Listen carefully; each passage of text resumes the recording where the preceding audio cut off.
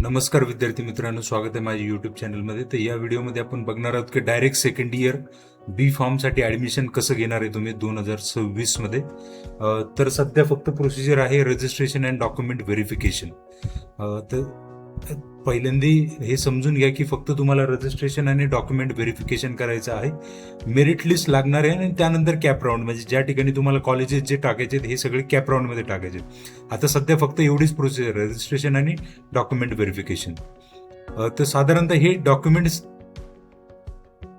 ही जी list of documents आहेत, तर ही लिस्ट ऑफ डॉक्युमेंट्स तुम्हाला लागणार आहेत. तर तुम्ही याचा स्क्रीनशॉट काढून घ्या.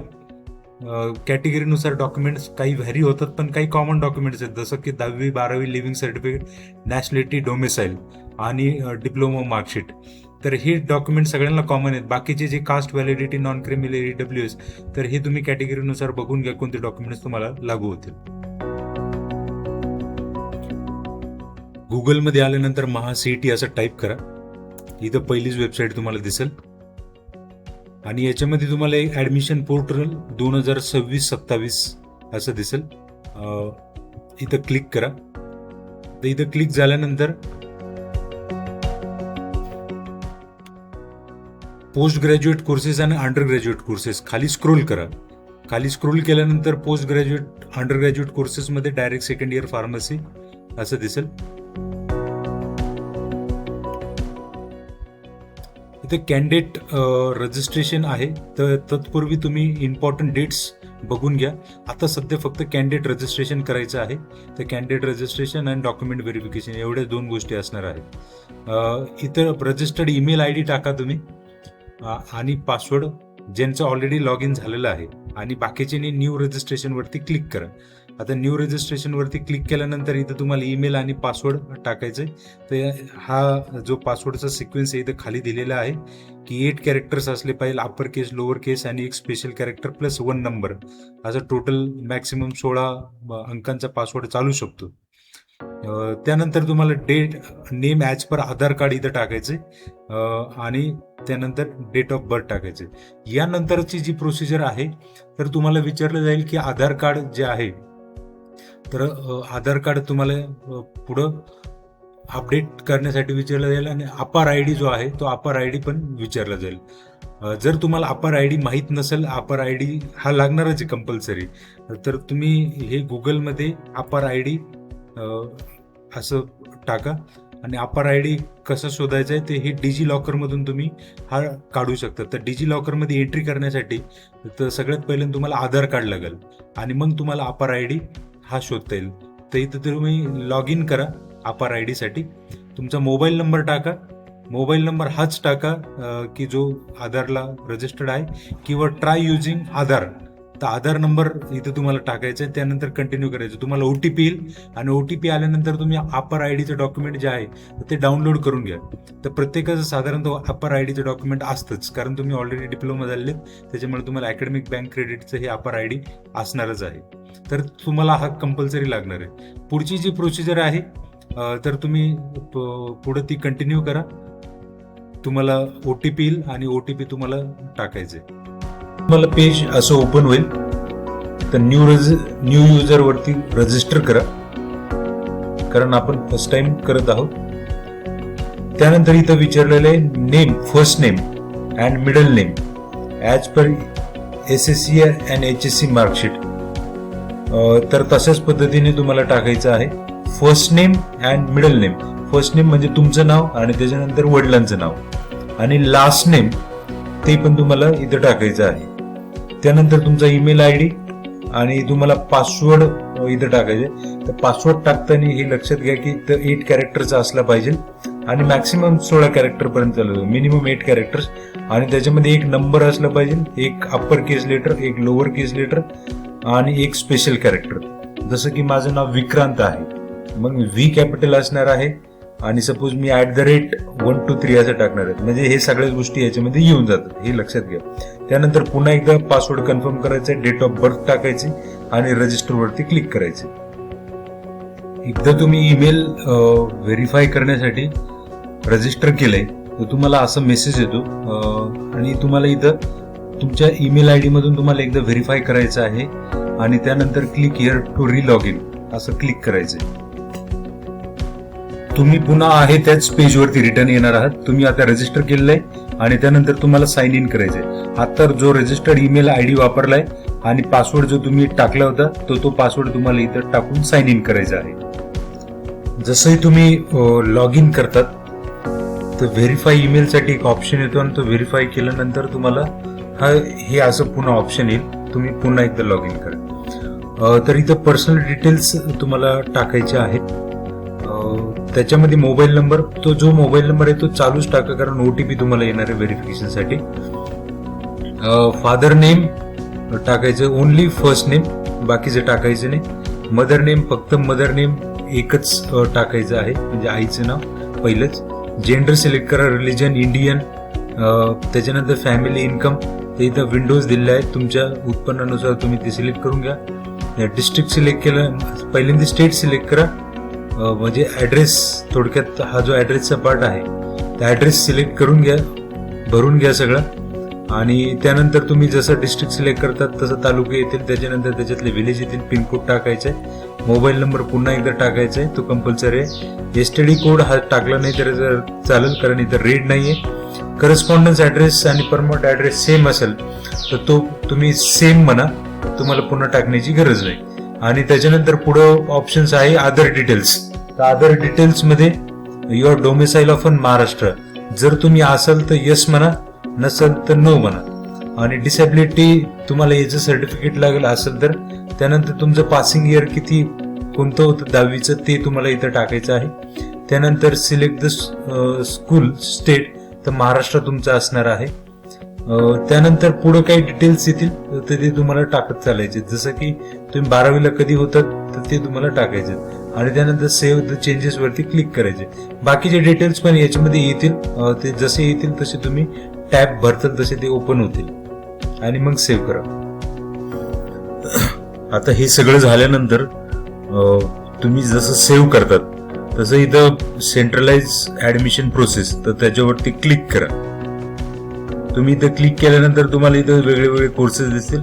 याचा अर्थ असा आहे की एकाच लॉग इन मधून ह्या सगळ्या कोर्सेसला तुम्हाला रजिस्टर करायचं आहे. तर आता आपण direct second year degree in pharmacy त्याच्यावरती क्लिक करत आहोत. तुमच्या मोबाईल नंबरवरती ओटीपी येईल आणि चालू मोबाईल नंबरच टाका, जेणेकरून ओटीपीला काही अडचण येणार नाही. आता ओटीपी टाकल्यानंतर तुम्हाला इथं ऍप्लिकेशन फॉर्म येईल. तो ऍप्लिकेशन फॉर्म तुम्हाला भरायचा आहे, त्याच्यावरती क्लिक करा. ऑलरेडी फिल रजिस्ट्रेशन डिटेल्स हे झालेले होते आपले. आता सिलेक्ट स्क्रुटिनी, ते डाव्या बाजूला तुम्हाला इथं लिंक दिसेल, इथं क्लिक होत नाहीये, तुम्ही डाव्या बाजूला या सिलेक्ट स्क्रुटिनी. तर ई स्क्रुटिनी करा किंवा फिजिकल स्क्रुटिनी करा. बेस्ट वे आहे तर तुम्ही फिजिकल स्क्रुटिनी करून घ्या जवळपासच्या कॉलेजला, कारण कधी कधी डॉक्युमेंटचा घोळ होतो आणि नंतर ई स्क्रुटिनी मध्ये ते जरा अडचणी येतात. त्यापेक्षा बेस्ट वे आहे पटकन जाऊन कॉलेजला ते करून घ्या. सेव्ह प्रोसीड करा. त्यानंतर तुम्हाला इथं एफसी साठी म्हणजे जे काही कॉलेजेस आहेत तर ते तुम्हाला इथं सिलेक्ट करायचे आहेत. तर तुम्ही डिस्ट्रिक्ट निवडा आणि त्या डिस्ट्रिक्टच्या बेसिसवरती तुम्हाला कुठलं एफसी पाहिजे, जसं की मी आता नाशिक ते निवडतो आहे आणि तिथलं कोणतं एफसी आहेत तर हे एफसी इथं तुम्हाला दिसतील. एकदा तुम्ही कॉलेज सिलेक्ट केलं की नंतर तुम्हाला इन ऍप्लिकेशन टाईप, तर हे आपलं D pharm course pass out आहात त्यासाठीच आपण ऍप्लिकेशन करत आहोत. ही प्रत्येक वेळेस कन्फर्मची विंडो येतच आहे. तर candidate type most of the candidate हे महाराष्ट्र स्टेट कॅन्डिडेट असतात, म्हणजे टाईप ए ज्यांची HSC आणि SSC हे दोन्ही महाराष्ट्रातच झाले आहेत आणि डोमिसाईल पण महाराष्ट्र. बाकीच्यांनी गरजेनुसार तुम्ही वाचून घ्या कुठल्या टाईप मध्ये तुम्ही बसताय, जर पहिल्या टाईप मध्ये नसेल तर. त्यानंतर पुढे येणार आहे type of candidature Maharashtra state A. तर तुम्ही डिप्लोमा कोणत्या डिस्ट्रिक्ट मधनं केलाय ते तुम्हाला टाकायचे. जसं की माझं नाशिक होतं तर मी नाशिक टाकणार आहे. आणि डिस्ट्रिक्ट कोणती, तर सपोज डिप्लोमा जे आहे ते पण मी नाशिक मधूनच केलं आहे. आता हे 12वी आणि डिप्लोमा दोन्ही पण मी नाशिक मधूनच केलेलं आहे. आता आपण कॅन्डिडेट टाईप ए चा आहोत तर त्याच्यासाठी काही प्रमाणपत्र लागेल, म्हणजे सर्टिफिकेट लागेल. एक तर तुमच्याकडे डोमिसाईल सर्टिफिकेट असलं पाहिजे, तर माझ्याकडे हे आहे, किंवा बर्थ सर्टिफिकेट किंवा स्कूल लिव्हिंग सर्टिफिकेट वरती तुमचं बर्थ प्लेस जर मेन्शन केलेलं असेल तर तेही पण चालेल. तुम्हाला हे नंतर चेंज पण करता येईल जसं तुमचे डॉक्युमेंट त्या पद्धतीत असेल ते. त्यानंतर कॅटेगरी डिटेल्स, तर तुम्ही कुठल्या कॅटेगरीला बिलॉंग करतात तर हे तुम्हाला टाकायचं. सपोज तुम्ही जनरल वरती जर क्लिक केलं तर तुम्ही EWS मध्ये आहात. सपोज ही रिझर्व्ह कॅटेगरी जर क्लिक केलं तर तुम्हाला इथे कॅटेगरी सिलेक्ट करायला लावतील ते. त्याच्यामध्ये कास्ट कुठली आहे ते पण तुम्हाला सिलेक्ट करायचं. जसं की सपोज मी इथं OBC सिलेक्ट केलंय, तर OBC मध्ये कुठली सब कॅटेगरी आहे, त्यानंतर कास्ट कुठली आहे हे तुम्हाला विचारलं जाईल. नॉन क्रिमिनल तुमच्याकडे आहे का तर ते पण तुम्हाला विचारलं जाईल. त्यानंतर पुढं फिजिकली डिसेबल आहात का, तर याचं सर्टिफिकेट असेल तरच येस म्हणा, नसेल तर नो म्हणा.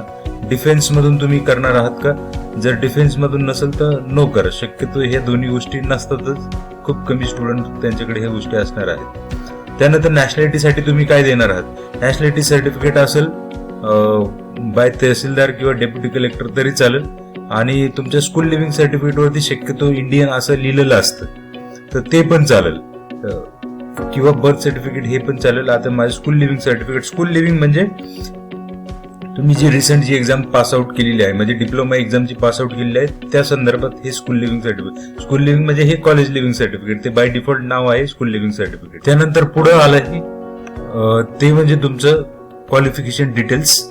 तर क्वालिफिकेशन डिटेल्स जे आहेत तर ते तुम्हाला इथे एंटर करायचे. तुमचा सीट नंबर काय होतं 10वीला, पासिंग इयर कुठलं ते आपण ऑलरेडी टाकलं होतं त्यामुळे ते तसं आलंय.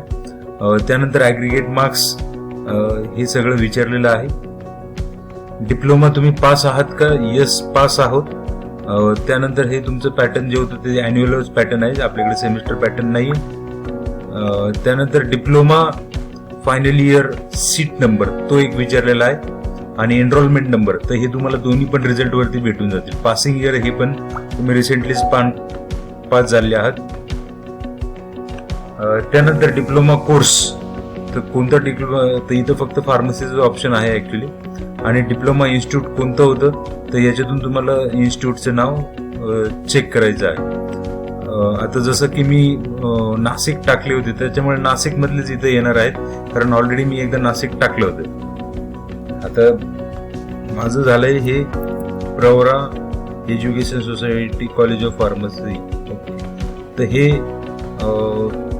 MSBT अफिलिएटेड आहे. त्याच्यानंतर डिप्लोमा इंग्लिश मधनच केलेलं आहे, येस करा त्याला. 12वीचे डिटेल्स तुम्हाला इथं टाकायचे आहेत, आणि त्यानंतर सेव्ह आणि प्रोसीड करायचं आहे. क्वालिफिकेशन डिटेल्स तुम्ही एकदा सेव्ह केली का तुम्हाला पुन्हा पर्सनल डिटेल्स हे सेव्ह करण्यासाठी येतं. तर जे काही असतील ते तुम्ही इथं सेव्ह करून बघून घ्या. जर काही चुकीचं असेल तर ते तुम्हाला एडिट करता येईल, आणि नंतर कन्फर्म. त्यानंतर तुम्हाला इथं फोटो अपलोड करायचा आहे. बट हे लक्षात घ्या की फोटो विथ सिग्नेचर हे तुम्हाला अपलोड करायचंय ऑफ लास्ट 3 months. तर रिसेंटचा फोटो तुम्ही वापरा, आणि याच्यासाठी तुम्हाला खाली यायचंय चूज फाईल, आणि चूज फाईल केल्यानंतर सेव्ह आणि प्रोसीड करायचे. तुमचा फोटो इथं रिफ्लेक्ट होईल. आता पुढे ऑप्शन येणार आहे तो म्हणजे डॉक्युमेंट डिटेल्स. तर तुम्हाला हे डॉक्युमेंट्स इथं जेवढे तुम्ही दिलेले आहात तर ते तसे येतील.